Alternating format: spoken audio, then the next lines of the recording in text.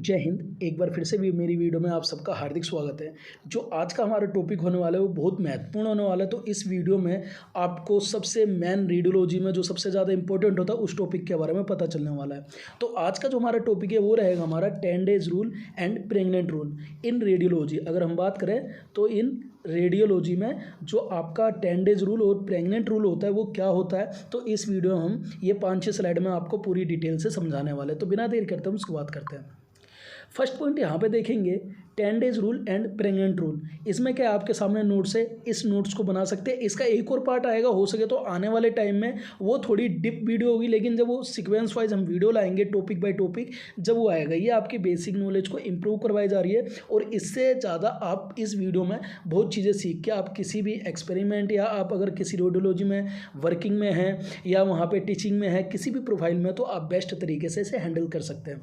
सबसे पहले हमारा according to this side some limitation has been given to protect the fetus of female patient from X-ray radiation which we should absorb carefully। अगर हम बात करें, अगर जो 10 डेज रूल के अनुसार जो ये 10 डेज रूल है इसके हिसाब से हमें ये बताया जाता है जो फीमेल पेशेंट के फेटस को एक्सरे रेडिएशन से बचाने के लिए लिमिटेशन दी गई है जिसे हमें केयरफुली एब्जॉर्ब करना चाहिए। जैसे इसकी एक बनाई गई है साइट ICRP, ये बनाई गई है आपकी ICRP। इसका मतलब होता है आपका international commission on radiological protection, ICRP। यहाँ पे एक पॉइंट है आपका ICRP जो ये देख रहे हैं, इसकी एक साइड है ICRP जिसका मतलब है आपकी फुल फॉर्म है international commission on radiology protection.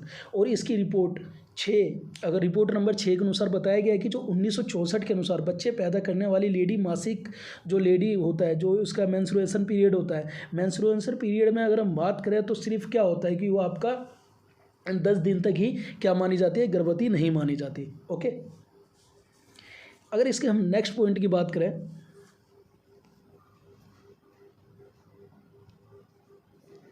एक बार इसे फिर से रिपीट कर दे रहे हैं, शायद आपको क्लियर ना हुआ हो, इस वीडियो में और भी टॉपिक क्लियर हो जाएगा।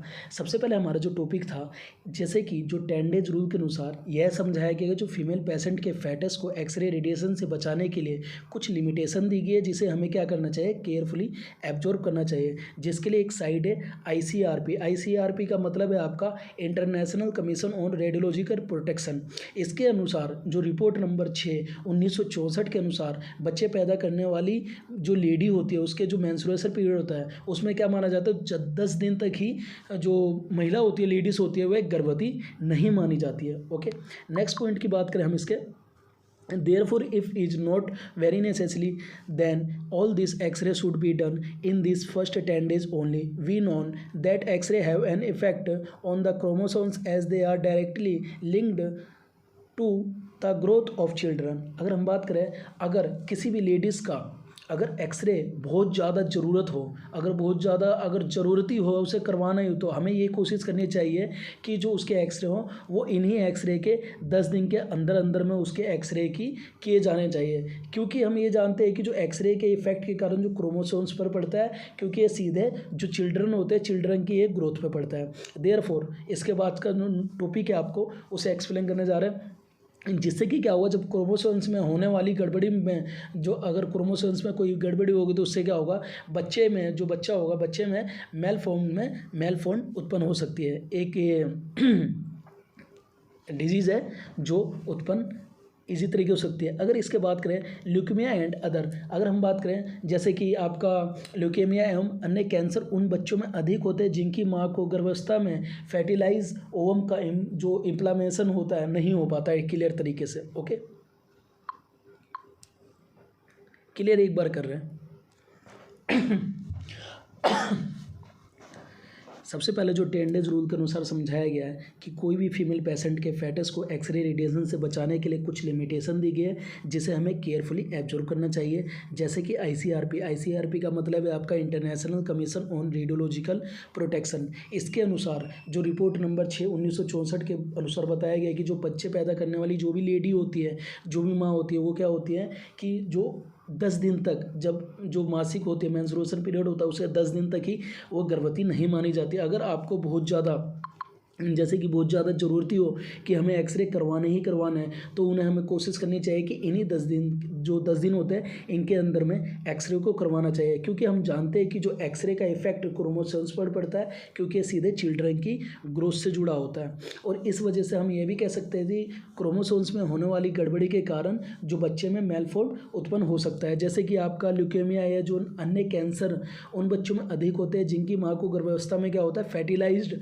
ओवम का इम्प्लामेशन नहीं हो पाता है। ओके, इसके नोट्स बना सकते हैं आप, ये 10 डेज रूल का है। एक चार्ट लाएंगे आने वाले टाइम में, उस चार्ट में आपको पूरा का पूरा उस चार्ट में आपको क्लियर होगा, उस चार्ट में एक वीडियो होगी और उसके कुछ डिटेल होंगे जिसके बारे में हम एक्सप्लेन आने वाले टाइम में करेंगे। ओके, इसके बाद हम बात करें कि क्या माना जाता है, जैसे कि आप समझेंगे, जैसे दूसरे माह में शरीर के जब दूसरा माह होता है, जब सेकंड मंथ चलता है, तो सेकंड मंथ में क्या होता है, शरीर के कुछ अंगों में मेलफॉर्मेशन हो सकता है तीसरे एवं चौथे महीने में। जैसे कि जो आपका होता है थर्ड एंड फोर्थ मंथ में क्या होता है कि जो अग्र मस्तिष्क होता है, मतलब कि आपका क्या होता है, जो अग्र मस्तिष्क होता है इसे ठीक से विकास ना होना पे हो पाने के कारण क्या होता है, मेंटल प्रॉब्लम होती है उसकी संभावना बढ़ जाती है। इसीलिए प्रेग्नेंट लेडी को फीमेल पेशेंट के एक्सरे अति आवश्यक होने पर प्रोसीजर के साथ कराना चाहिए, और इसके लिए एक अलग से टेक्निक होनी चाहिए।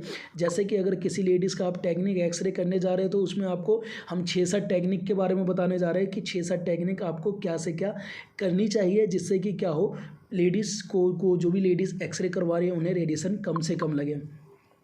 जैसे फर्स्ट पॉइंट है आपका, रेडियोग्राफिक इमेज के लिए जितने एक्सपोजर की आवश्यकता है तथा जितने भी केवीपी एमएस ज़्यादा एक्सपोजर नहीं देना चाहिए और पेशेंट को कम से कम एक्सपोजर देना चाहिए। मतलब कि फर्स्ट कोई क्या है, अगर कोई लेडीज़ जो टेबल कोच हो गया, अगर टेबल कोच पे है तो जो हमारा कंसोल पैनल है, कंसोल पैनल पे जो भी हमारा केवीपी है या एमएस है उसे कम से कम सेट करना चाहिए। और ऐसा हमें कोशिश करना चाहिए कि कोलिमेशन जो हम सेट करेंगे, कोलिमेशन को एकदम क्लियर तरीके से कम हमें डोज देनी चाहिए, जिससे कि क्या हो, उसे रेडिएशन डोज कम लग सके। सेकेंड पॉइंट है आपका, जैसे कि यहाँ पे लिखा है the collimator should be used while taking the X-ray of the patient part. मतलब कि क्या है कि आपका जैसे कि पेशेंट के जिस पार्ट का भी, जैसे ये पेशेंट है, अगर के पेशेंट के जिस पार्ट का भी एक्सरे कर रहे हो तो पेशेंट के उसी पार्ट को उतना ही एक्सरे दो, उतना ही कोलिमेशन सेट करो जितना कि उसे आवश्यक है, उससे ज़्यादा ना करें। और थर्ड पॉइंट है आपका कि जो भी KVPMS है वो पहले से डिपेंड कर लेना चाहिए, पहले से आपको उसे एकदम सजेस्ट कर लेना चाहिए, एकदम जाँच कर लेनी चाहिए, जिससे कि क्या हो, किसी भी लेडीज़ को जो रिपीट बाई एक्सरे ना हो, उसे डोज ज़्यादा से ज़्यादा ना लगे, एक ही बार में पूरी रेडिएशन हो जाए, उसे डबल डोज करने की ज़रूरत ना पड़े। फोर्थ पॉइंट है कि आपका क्या है, जो भी पेशेंट आएगा, पेशेंट को एकदम स्टेबल करके रखना चाहिए, जिससे कि क्या हो, आपकी रेडियोग्राफिक को इमेज को दोबारा से रिपीट ना करना पड़े। इसमें 2-4 पॉइंट मैं अलग से जोड़ना चाहूँगा, इसके बाद तो है नहीं, इसके बाद थैंक्स का टॉपिक है, इसमें मैं 2-4 पॉइंट और जोड़ना चाहूँगा। जैसे कि आप लास्ट वाली स्लाइड में समझाते हैं, जैसे कि फर्स्ट पॉइंट ध्यान देना, फर्स्ट पॉइंट है अगर आपका कोई भी एक्सरे हम कर रहे हैं, अगर कोई भी एक्सरे कर रहे हैं तो KVPMS तो ठीक है, दूसरा जो डोर होता है, डोर को हमेशा क्लोज करके करना चाहिए, जिससे कि क्या हो, रेडिएशन डोज ज़्यादा ना लगे। थर्ड पॉइंट, हमें कभी भी कोई भी अगर लेडीज़ आती है एक्सरे करवाने, अगर वो 18 से 35 साल के बीच में है, जो मैरिड है, उनसे हमें श्योर करना चाहिए कि क्या वो प्रेग्नेंट है या नहीं है। अगर वो हाँ बताती है, फिर एक डॉक्टर पे जो कंसेंट फॉर्म होता है, कंसेंट फॉर्म को फिल करवा के उसके बाद एक्सरे करवाने चाहिए। फोर्थ, अगर वो नो बताती है तो फिर भी उस पर कंसेंट फॉर्म पे फिल करवाना चाहिए। अगर वो अनश्योर बताती है कि हाँ भी बोलती है नहीं भी बोलती है, तो डॉक्टर के परमिशन के बिना आपको एक्सरे नहीं करने, जब डॉक्टर अपने सिग्नेचर करके दे मेडिकल प्रिस्क्रिप्शन पे, जब ही आपको एक्सरे करने चाहिए।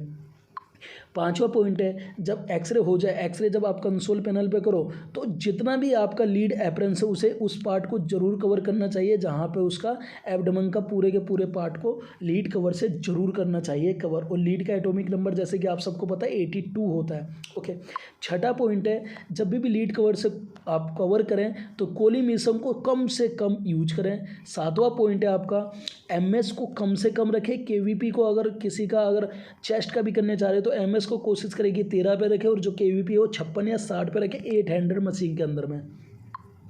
8वां पॉइंट है, अगर एक्सरे हो जाए तो उसे रेडिएशन डोज से बाहर निकाल दें। 9वां पॉइंट है, अगर कोई आपको एक्सरे में उसके साथ कोई अटेंडेंट रहना चाहता है या अटेंडेंट बोले कि मुझे अंदर रहना, तो उसके अटेंडेंट को एक लीड एप्रन उसके अटेंडेंट को भी पहनाना चाहिए और एक उस लेडीज़ को जिसका एक्सरे कर रहे हो उसे भी। अगर आपके किसी भी डायग्नोस्टिक में एक ही लीड एप्रन है तो जो भी उसके साथ के अटेंडेंट है उन्हें बोल दीजिए आप शील्डिंग के पीछे आके खड़े हो जाइए या उन्हें बाहर वेट करवा लीजिए। और जो आपका जो लीड लगी होती है डोर में और जो कंक्रीट की जो दीवारें होती हैं वो ज़रूरी बहुत मोस्ट इंपॉर्टेंट पार्ट होता है रेडियोलॉजी के लिए। तो ये 10 पॉइंट अलग से थे। आई होप आप सब इस वीडियो में भी क्लियर हो।